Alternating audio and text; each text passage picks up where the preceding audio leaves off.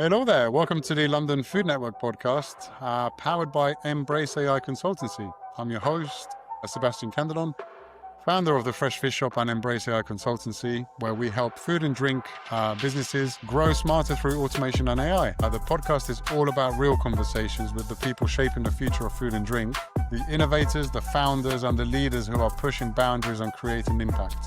Today, I'm really excited to be talking to Tish, founder of Picoso Drinks, a brand that's really redefining the ready-to-drink cocktail experience. Picoso captures the vibrant energy of Latin culture with bold flavors and real ingredients, all packaged in a way that brings a fresh edge to the drinks industry. And we'll talk about Tish's journey launching Picoso, the challenges of standing out in a crowded drinks market, and what it takes to scale a brand built on authenticity and flavor whilst managing production, marketing, and growth behind the scenes.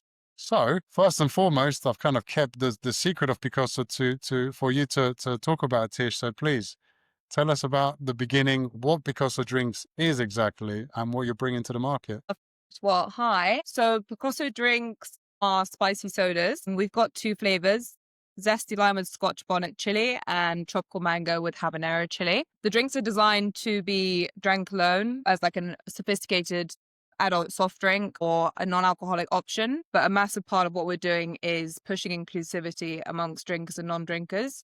So they also make really good mixes for quick and easy spicy cocktails. And as I'm sure you are aware, spicy drinks are one of the decade's biggest drinks trends, with like spicy margaritas, picantes, and we're the first spicy drink on the market that's allowing people and venues to make these quickly and easily. So yeah, this is what I wanted to, I don't think you've done yourself justice here, because I'll tell you what, when I had that first chat with you, Tish, all I've been talking about is the Picoso Drinks. And I love the multi-dimensional approach you have with this, because, and I'm sure you go into this in more detail and probably do it a lot better justice than I'm about to, but you know, the fact that you can have this alternative to alcohol, which can also be consumed with alcohol, already kind of paints a really nice kind of picture, doesn't it? Because, you know, for non-drinkers, drinking non-alcoholic drinks in an alcohol kind of rife industry is challenging at times. And at the same time, the other challenge, which I think you tackle beautifully here, is when you do have a non-alcoholic drink, you don't get that same feel, that same burn, that same kind of warming up feeling that you get from alcohol. But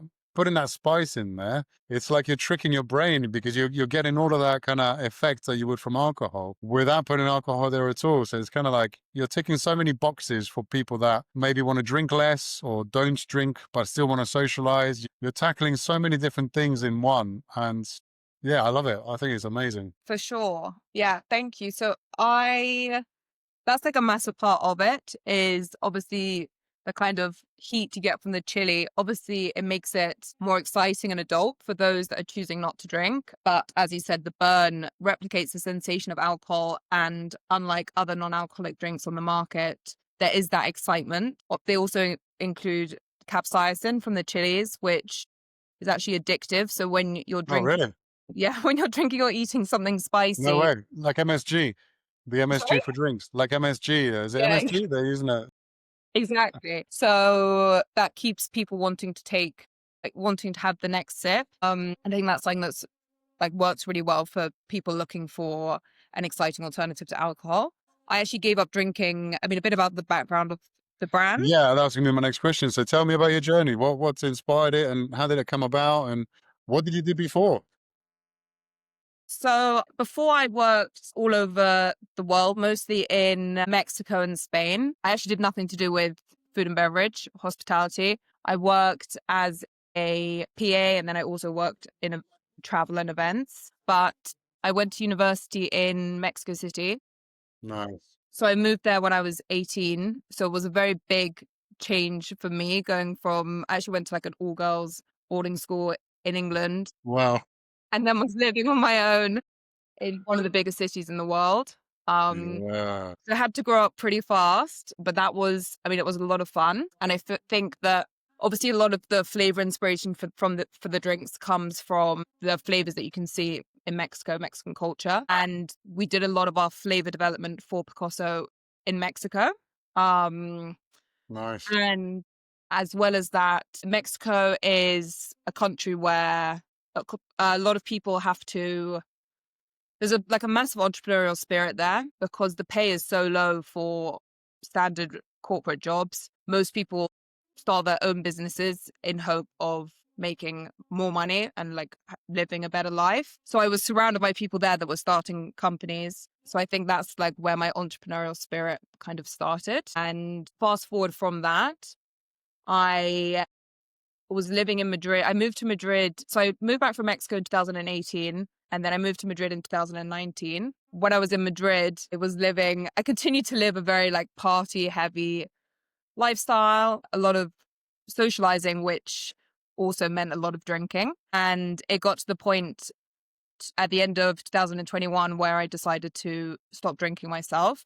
I was kind of stuck in a spiral of like being drunk and being hungover, getting drunk again. I felt like a lot of my life revolved around drinking, and that was something that I wanted to change. Because I feel like I had more to give. I wanted to do more with my life. And I just felt like alcohol was getting in the way of that. So I gave up drinking in 2021.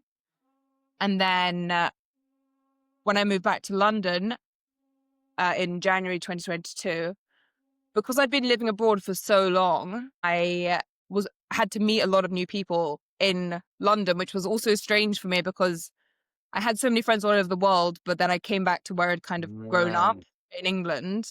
And then I felt like I didn't have as many close friends. Yeah. There was a time where I was meeting a lot of new people. And I mean, as you know, a lot of socializing all over the world, but in the UK happens at bars, pubs. Yeah. And at that time, when I was meeting all these new people, I obviously wasn't very secure in the fact that I wasn't drinking because it was such a new thing to me.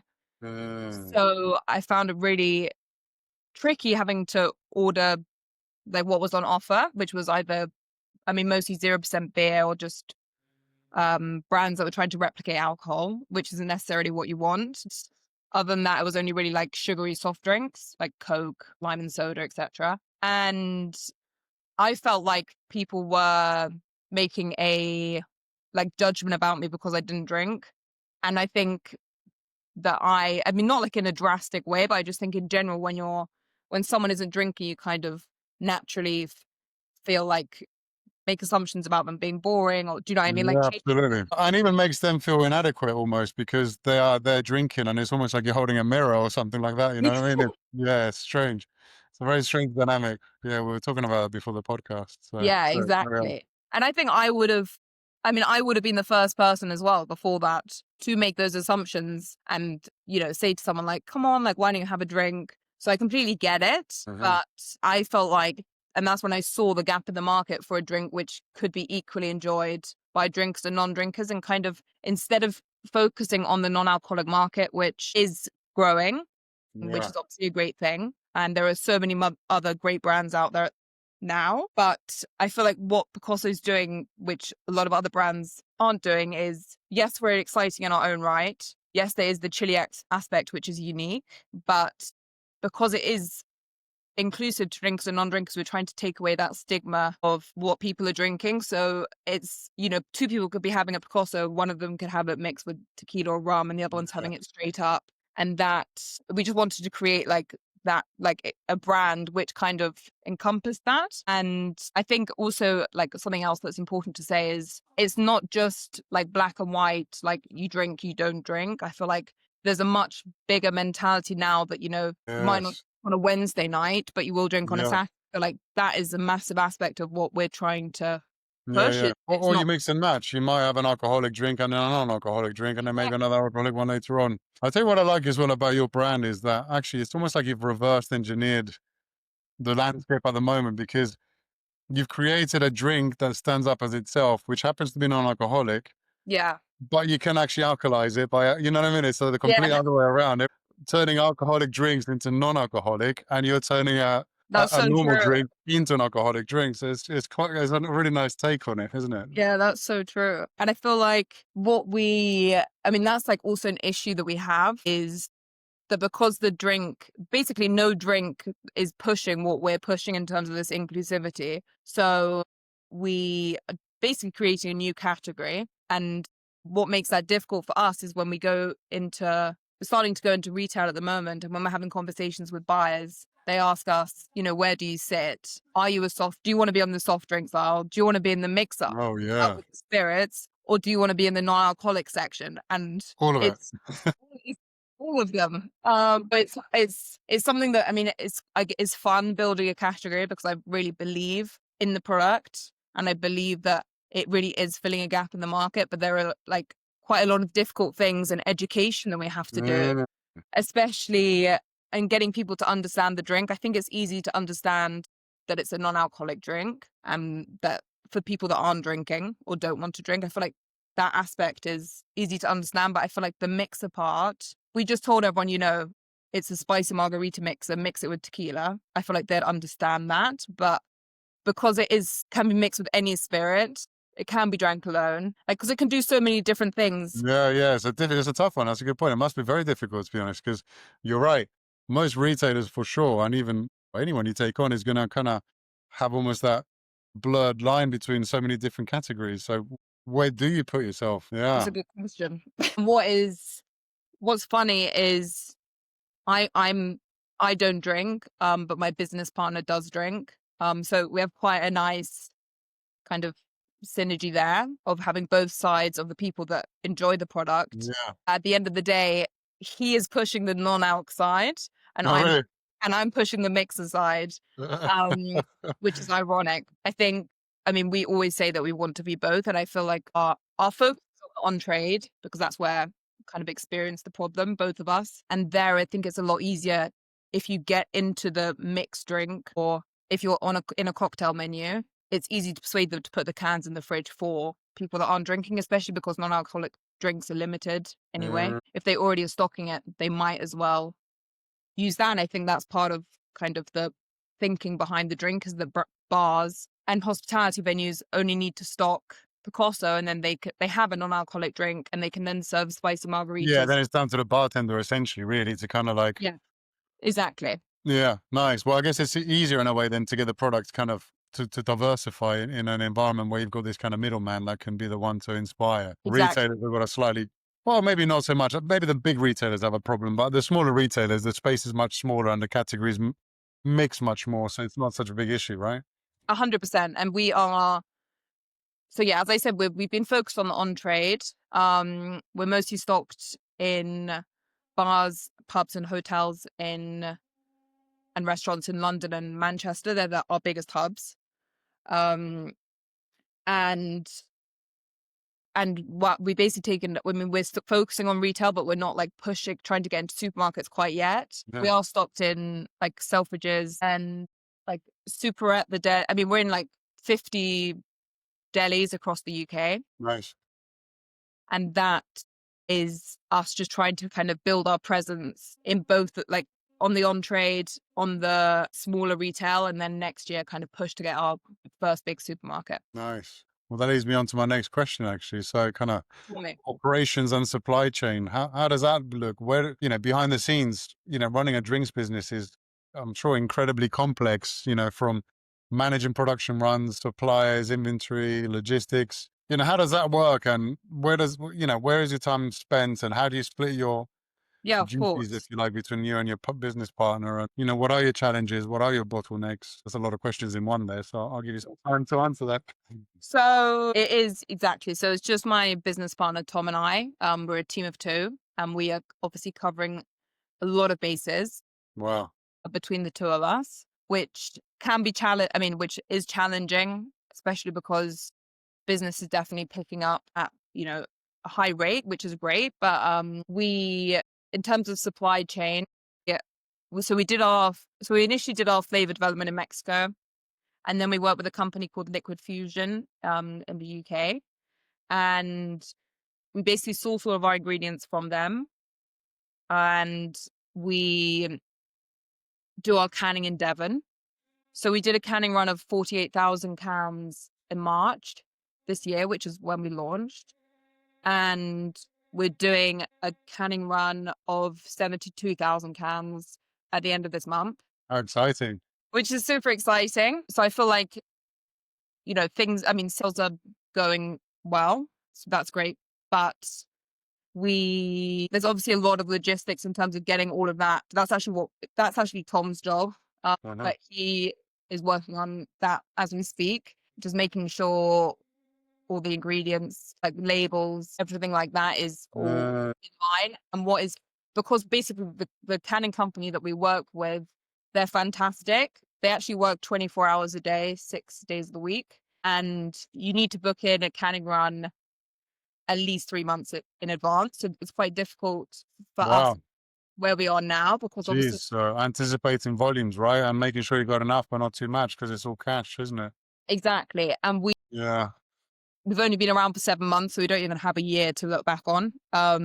So projecting our can sales, and obviously there's ingredient lead times, all of that, and then like with the excess ingredients, we have expiry dates. So there's a lot of logistics that go into that part of the business. But that is only like that part of the business we only think about. I mean, we've only thought about it twice so far, so I'd say it's very minimal compared to everything else that we do. In terms of splitting the roles, when we first started, we both did we both didn't really have roles. We'd just take Yeah, things. right. And I feel like there's been a lot of changes throughout the last 7 months, just as kind of we learn who is better at doing what, how to Mhm. share the workload, etc. Obviously, because that's also like fluctuating all the time. I'm in charge of marketing and on-trade sales, and Tom is the finance guy, logistics guy, and retail guy. Yeah, yeah. So he's the front of house, and sorry, you're the front of house, and he's the back of house, Kind of. essentially.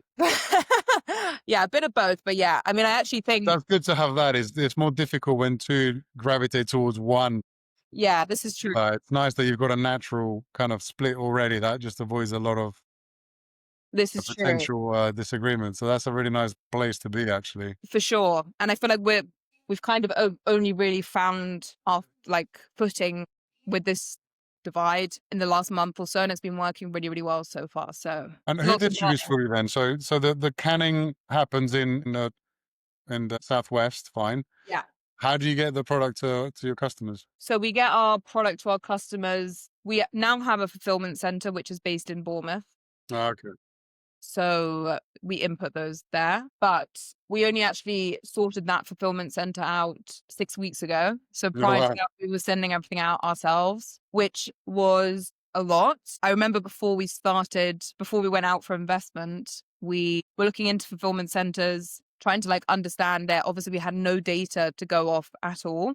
I don't even think we had a final product at that point. And we were talking to these fulfillment centers, and we had no idea what they were talking about. And it was funny because when we had the conversation 2 months ago to set us up with the one we're at the moment, everything made sense. So I feel like it was interesting to see how much we'd learned, but it's definitely a saving grace to be able to spend time focusing on sales as opposed to posting those sales, because it just takes a lot of time. It does, and I think as you scale up, of course, you'll resolve those problems because things will become more predictable. But inevitably, more problems will occur as well. That's just the beauty of business, isn't it? It's Exactly. We've got to love it.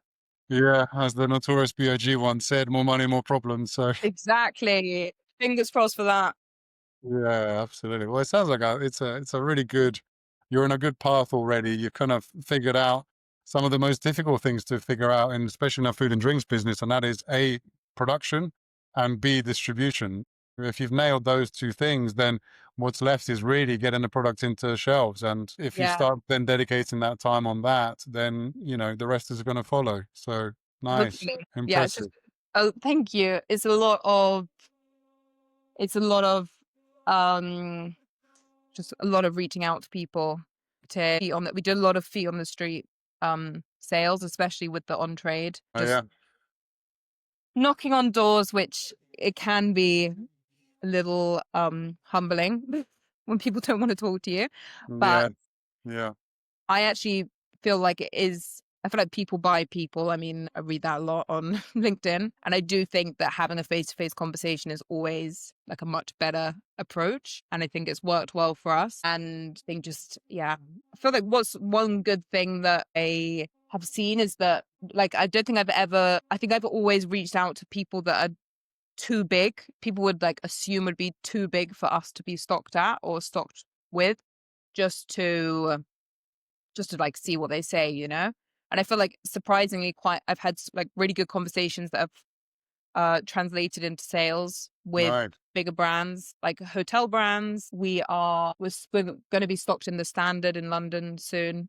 We're stocked in Limewood, which is a hotel in the New Forest, and there's also a new hotel called the Newman where we're going to be in their mini bars, which I think is very exciting. That's really cool. Nice. I mean, that leads me to my next kind of point, actually, or question at least, is 7 months in. I'm sure it Yeah. must have been a very kind of blood, sweat, and tears kind of point to get to where you are now. Looking back, though, what's been your kind of highest, I guess, achievement? What do you look back on and think, nice? That's what spurs me on. That's the juice that keeps me going. That's a good question. I think the most exciting, I think getting Selfridges to stock us, even though I feel like perhaps that's a bit cliche. It was a very exciting moment just because obviously it's a shop that has recognition around the world. Yeah, absolutely. And last week we were actually in the Selfridges like window display, but not just for the food hall, but for like the front on Oxford Street. So I think that's Wow, really that's cool. really cool. Yeah, Yeah. absolutely. That's awesome. And then in terms of other successes, I'd say I just think getting stocked in any big bar, I find super exciting. We're stocked at BAM Karaoke in Victoria, which is the largest karaoke place in Europe. Is it? Wow.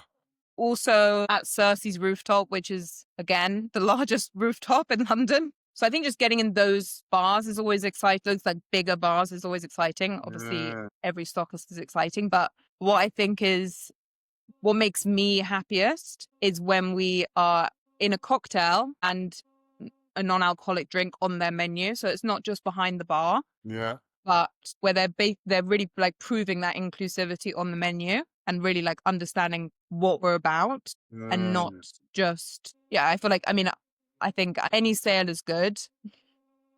I'm not particularly fussy how it's used because I think that's also part of this inclusivity is, use it as. Yeah, the versatility of it. Yeah, exactly. But when it is used for that dual purpose and kind of is the answer to what I was looking for 4 years ago and still am today, that's what really spurs me on, I'd say. Nice. Well, I think it's important to have those kind of moments and you need those milestones really, because I'm sure along the way you must have had some real challenges and what I call them, what the hell am I doing here kind of moments. And yeah, I mean, walk us through that. I think it's good for people to understand that, of course.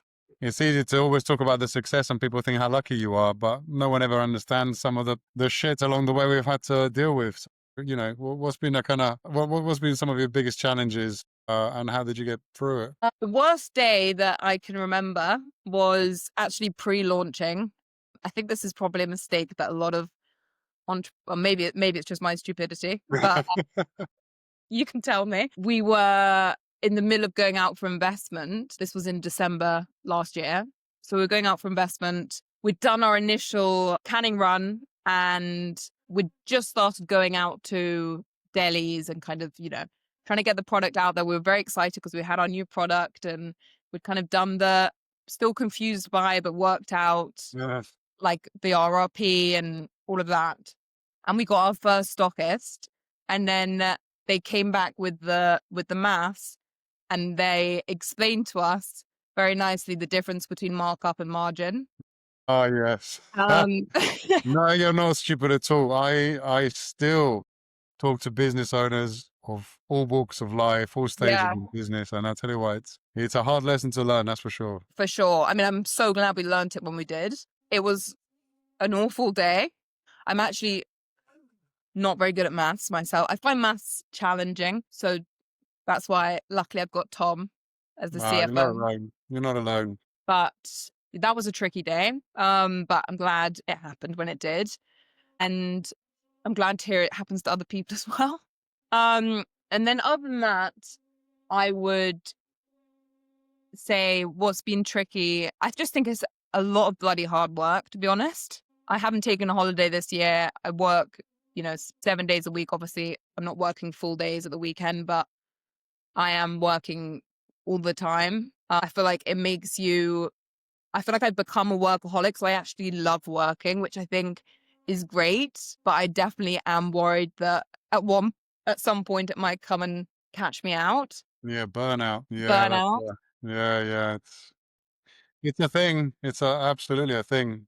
Yeah. And like you say, the thing with burnout is a lot of people burn out when they are, let's say, working for somebody else because they feel the pressure too. And you know Yeah. what I mean? They're reluctant and they're not happy. But the most dangerous kind of burnout, I think, is for people that genuinely do something they love because it's more passive. You know what I mean? Yeah. It's like hidden almost. Like before you know it, you start to get the symptoms of this kind of burnout because you don't see it because every day is like, I don't know, you do something you enjoy, but at the same time, of course, it brings stress, anxiety, it Sure. brings the unknown, it brings, I mean, all kinds of things almost on a daily basis. And yeah, of course, you become more resilient as time goes on as a business owner, you become more resilient. And eventually, when you become more experienced, you become better at foreseeing potential problems and you know what For I mean? And technology is a great tool because then you can adopt that and that helps you take away the kind of almost human or emotional side to certain things, which helps a lot in business. But absolutely, like burnout is a thing. And I for don't think sure. people talk about it enough on this kind of circle because everyone's always on about work-life balance, right? But when you're running your own business and it's something you're passionate about, your work and your life, they'll just merge. It's all the Yeah. same. Which It's is all the almost same. scary.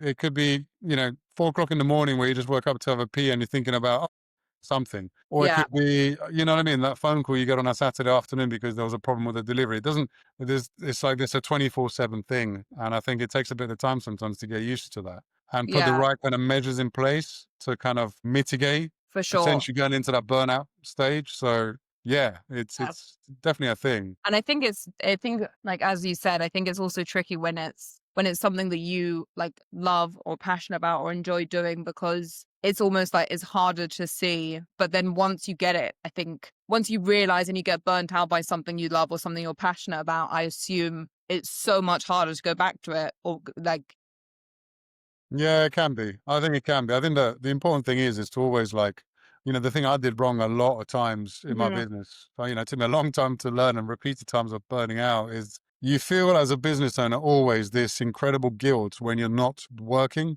Yeah. and when you're not doing something, or especially when you start to recruit people and you're not working and they're working Yeah. you're having some time off because, of course, people don't see everything you put in it when they're not there. And I used to feel this incredible guilt. I found myself working, yeah, like 24/7 because I kind of built this kind of unrealistic expectation of myself.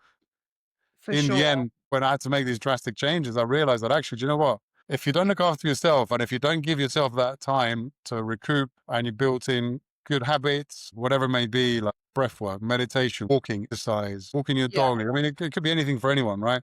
And if you Sure. don't build that in as an integral part of your day to day, then it does become a very difficult, treacherous path you can be on.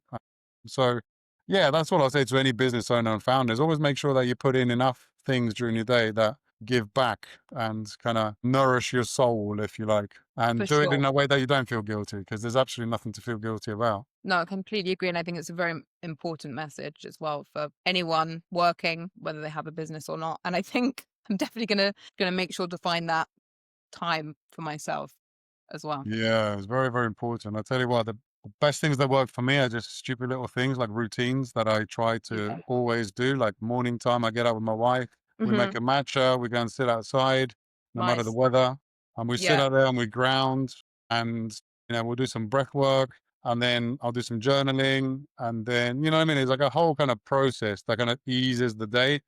For And I think it sure. was my wife's brother that actually once said something that kind of stuck with us. And he was like, well, you're about when you enter the day, when you wake up and you go straight into work. It's Yeah. like, what good are you doing to yourself that the first thing you prioritize is your job? That's so true. Like Yeah. when you should really surely just nourish yourself so that you can be much better for your work. And it's kind of like stuck with us. And we're like, yeah, absolutely. So we get up early. We'll get up sort of 6 in the morning and the first hour is pretty much that, and that helps a lot actually for the day. That's amazing. And end of day routines very important. You plan your day, get everything in your head on paper. That helps you sleep better. For sure. Much And needed. exercise, yoga. I mean, crack if Yeah. you want to go, deep into the kind of spiritual world. Sound bath. If you've never done a sound bath, I tell you what, I mean, game changer. Really. Amazing, yeah. I should definitely do one. Oh, sound bath, awesome. I think it's so tricky. I think it's so important to have that routine when you're working from home as well, Yeah. because it is so tricky not to. I think it's so bad for you if you're just like at your desk the whole time. Obviously, you wake up and your phone's there, your laptop's there. Yes. So having like a routine and forcing yourself to kind of do those steps and kind of get out the house, or just like find a routine that works for you, work out, etc. I think is very important for anyone working. Yeah. Yeah. Something I've definitely struggled with, like in all of my jobs since COVID. I think it's something that people don't talk about enough, actually. And I tell you what, mental health is such an important thing to look after. And like, people talk about health in general, like going to the gym, working out, eating Yeah, better, blah, blah. But mental health is the same. You need to exercise, that ability to look after that mental health, because your mental health also has a kind of barometer of pressure and stress and anxiety. And you can do things like your muscles, building muscles. You can build your mental health. for I guess sure. is what I'm trying to say. Like when people talk about mental health, they talk about it in a linear way. Yeah, But actually, mental health is something that you have to nourish, you have to work on. You have to put practices in place to actually look after it, nurture it. And it's really, really 100%. important. And most successful people have learned to master these kind of things, because when you are dealing with high stress, high kind of anxiety environments where you're constantly bombarded with problems, questions, all kinds of stuff going on, it's Yeah, that resilience you build through conscious decision making to look after that kind of energy field of, completely agree. you know Yeah, what I mean? And I think that's a really important point to bear in mind. And amazing. so Lots. what's the next step for you guys? What's your plans? What's your kind of like North Star for the next 6 to 12 months? So Where do you see yourselves? Where are you trying to get to? So that's a good question. Mm. So yeah, we have our big canning run at the end of this month. I think something that we learned, or that we learned since launching, was the menu changes happen at certain times of the year. So right now, all of the winter menus have been signed off, and then in January, all of the summer menus for next Mhm. year will be signed off. And we missed that boat this January, so we couldn't really get on any of the summer menus in any of the bigger groups. But we are, so that is the main focus. We're in conversation with Young's Pubs to try and get on a spritz menu for next summer, which would be, I mean, for me, that is the North Star, the dream, I think. So yeah, we're talking to a lot of different pub groups, bar groups, like Stonegate, Nightcap, etc. And what I really want to, I think that Picoso is it's a drink which can be drank all year round, which is great. But I think, summer lends itself to a lot of occasions. And obviously people are socializing more, they're outside more, they want to do more. Yeah, So absolutely. for summer, just like really focusing on getting onto those menus, and also focusing on like festivals, music events, Yeah, like all of the different things that are happening. Part of